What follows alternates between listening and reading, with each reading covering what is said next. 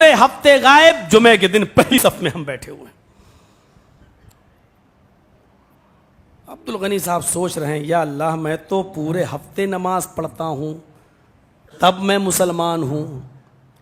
जरजीत साहब से पूरे हफ्ते गायब और आज आ गए, ये भी मुसलमान हैं। अगर जुमे ही के दिन अकेले नमाज पढ़ देने से, अकेले नमाज पढ़ लेने से भी अगर इस्लाम बाकी है और ईमान बाकी है, तो मुझे पूरे हफ्ते नमाज पढ़ने की क्या जरूरत, मैं भी जुमे जुमे आ जाऊंगा। थोड़ी देर में ख्याल आता, नहीं जरजी साहब, आप अपनी कब्र में जाओगे, मैं अपनी कब्र में जाऊंगा। आपके साथ आपके अमाल हैं, हमारे साथ हमारे अमाल हैं।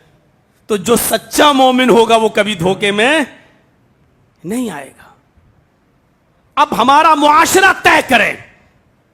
मैं कोई फतवा देने नहीं आया हूं यहां, ना फतवा देना चाहता हूं, लेकिन हमारा समाज और हमारी सोसाइटी तय करे। इस समाज में वो लोग भी मौजूद हैं जो पांचों वक्त की नमाज पाबंदी के साथ मस्जिद में आते हैं, और इसी समाज में वो लोग भी मौजूद हैं जो सिर्फ जुमे के दिन मस्जिद में दिखते हैं। हमारा समाज इन दोनों को किस नजर से देखेगा? समाज की क्या जिम्मेदारी बनती है? समाज के ऊपर क्या चीज, कौन सी चीज आयद होती है? बोलिए।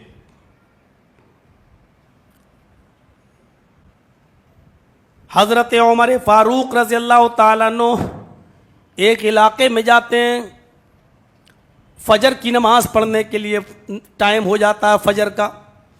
जब उस इलाके में फजर की नमाज पढ़ने के लिए जाते हैं तो लोगों ने अमीरुल मोमिनीन को नमाज के लिए खड़ा कर दिया। हजरत उमर नमाज पढ़ाने लगे।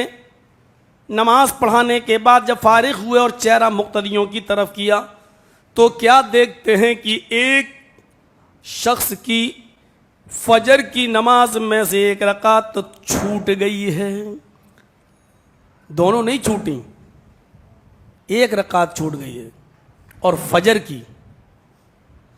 हजरत उमर रज़ी अल्लाह ताला अन्हु उस आदमी को देखने लगे। एक रकात उसकी तर्क हुई थी। जब उसने वो रकात पढ़ ली और सलाम फेर दिया तो अमीरुल मोमिनीन समझ गए कि इसकी एक ही रकात छूटी है। बाहर निकले, जो उनकी खुफिया फोर्स थी, जो सीआईडी थी, हजरत उमर ने एक शख्स को बुलाया और कहा कि फला आदमी जो फला कोने में बैठा हुआ है और कुरान की तिलावत कर रहा है, इस आदमी का नाम अपनी डायरी पर नोट कर लो। तुम्हारे पास जो चीज है, जहां लिखते हो वहां लिख लो। इस आदमी को, मैं तो आज चला जाऊंगा, दूसरे इलाके में जा रहा हूं, इस आदमी का नाम नोट कर लो, और कल फजर की नमाज में देखना ये देर से तो नहीं आ रहा है, और परसों भी देखना आज ये शख्स देर से आया है, कल भी नजर रखना और परसों भी। अगर ये 3 दिन अगर फजर की नमाज में ताखीर से आया तो मैं इसको मुर्तद समझूंगा और उसकी गर्दन उड़वा दूंगा। सीआईडी वाला, पुलिस वाला कहने लगा, पढ़िए तज़किरतुल हुफ़ाज़ अल्लामा शमसुद्दीन ज़हाबी की।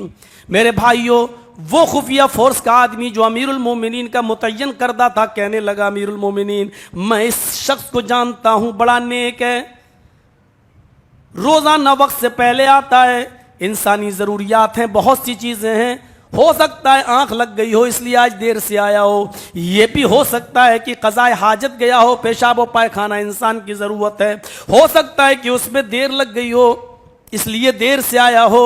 हजरत उमर कहते हैं, अल्लाह करे कि तुम्हारी बात सही निकले, अल्लाह करे कि उसको यही परेशान, यही चीज हो, लेकिन मैंने जनाब मुहम्मदुर रसूलुल्लाह से सुना है, आपने फरमाया कि मुनाफिकों के ऊपर 2 नमाजें बहुत बोझल होंगी, बहुत भारी होंगी। उनमें एक नमाज आपने इशा की बताई और दूसरी नमाज फजर की।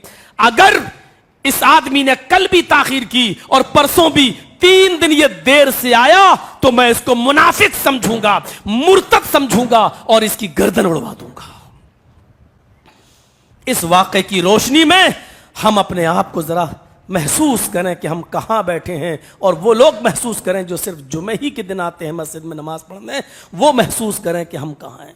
क्या जो जुमे के दिन नमाज पढ़ने आते हैं, क्या वो हमारे साथ कारोबार नहीं कर रहे हैं? क्या वो हमारे साथ बिजनेस नहीं कर रहे हैं? क्या वो हमारे साथ लेन देन नहीं कर रहे हैं? क्या उनकी बेटियों की शादी हमारे बेटों के साथ और हमारी बेटियों की शादी उनके बेटों के साथ नहीं हो रही है?